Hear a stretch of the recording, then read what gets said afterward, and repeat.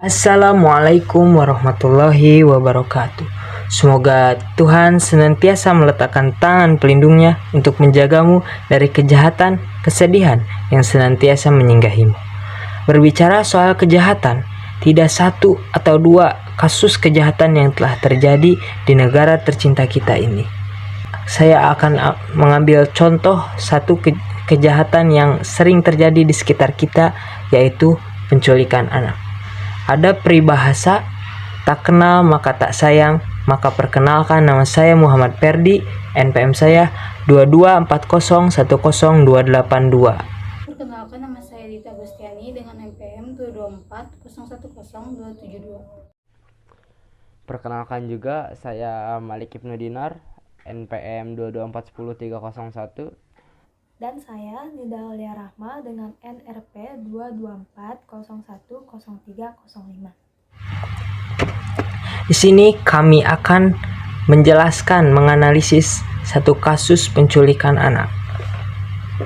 Kejahatan penculikan dapat dikatakan sebagai kejahatan terhadap kemerdekaan seseorang karena dengan sengaja menarik dan membawa pergi atau menyembunyikan seseorang dengan kekerasan atau ancaman kekerasan secara melawan hukum yang dapat merugikan beberapa pihak seperti korban maupun orang tua korban, bahkan masyarakat luas yang merasa tidak aman dan nyaman dengan tindakan si pelaku.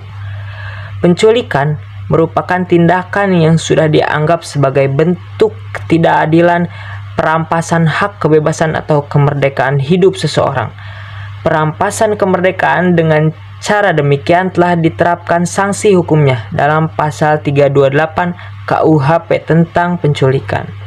Menurut data yang ditemukan oleh Deputi Bidang Perlindungan Khusus Anak Kementerian Pemberdayaan Perempuan dan Perlindungan Anak atau disebut Kemen PPPA, Nahar mengatakan jumlah korban penculikan anak selama Januari hingga Februari 2023 telah mencapai 14 orang. Adapun data-data lain dari tahun-tahun sebelumnya, per tahun 2020 ada 20 anak korban penculikan. Per tahun 2021, total anak 15 anak yang diculik. Selama tahun 2022 ada 34 anak, dan pada tahun 2023 seperti yang saya katakan tadi ada 14 anak. Kemen PPA Nahar mengatakan, yang intinya jumlah korban anak selama Januari hingga Februari 2023 ini telah mencapai 14 orang. Terdapat masalah lain yang muncul mengikuti terjadinya penculikan anak, antara lain yang pertama eksploitasi seksual atau child grooming, dan yang kedua dapat terjadinya pembunuhan, ketiga pemerasan dengan meminta uang tebusan, keempat perdagangan anggota tubuh, dan yang kelima perdagangan anak atau trafficking. Dan yang selanjutnya ada terdapat beberapa akar masalah yang menjadi penyebab terjadinya kasus penculikan, yaitu yang pertama, lemahnya pengawasan orang tua. Pengawasan ini penting dilakukan terutama anak yang sedang berada di luar rumah. Sekarang ini banyak sikap orang tua yang kurang peduli, tidak bijak, pilih kasih, menyibukkan diri, dan membiarkan anak-anak berbuat sesukanya sehingga lemahnya pengawasan terhadap anak. Kedua, kurangnya pengawasan dan penegak hukum. Kurangnya pengawasan dan penegak hukum yang efektif dapat memicu terjadinya kasus penculikan. Hal ini disebabkan karena pelaku tidak takut terhadap hukuman yang akan diterima, sehingga melakukan tindakan kriminal seperti penculikan. Akar masalah yang ketiga adalah pengaruh lingkungan. Selain orang tua, peran masyarakat sekitar juga penting agar anak tidak mudah dirangkul oleh pihak yang tidak bertanggung jawab. Pengawasan masyarakat belakangan ini semakin melemah seiring dengan kentalnya sikap individualis.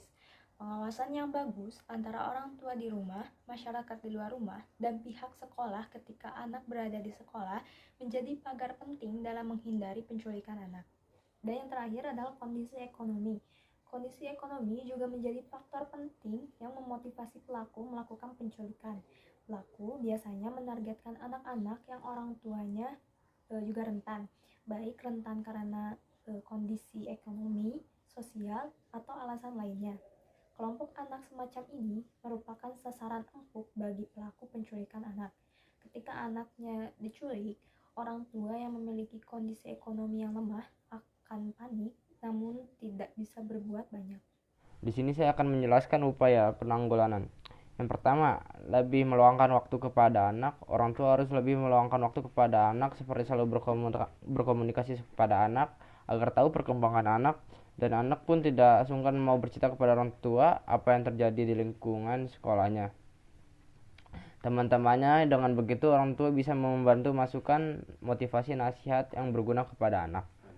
Yang kedua, memberi efek jera.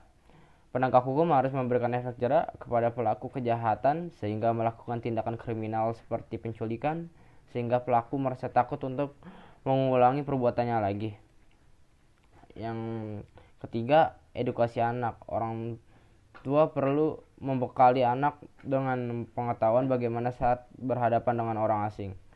Anak diberikan pemahaman untuk tidak percaya atau terbujuk dengan iming-iming pemberian orang, serta bisa menolak ajakan orang lain yang tidak dikenal. Selain itu juga penting untuk dekat dengan tetangga atau masyarakat sekitar. Yang keempat, yang terakhir, yaitu pemerintah.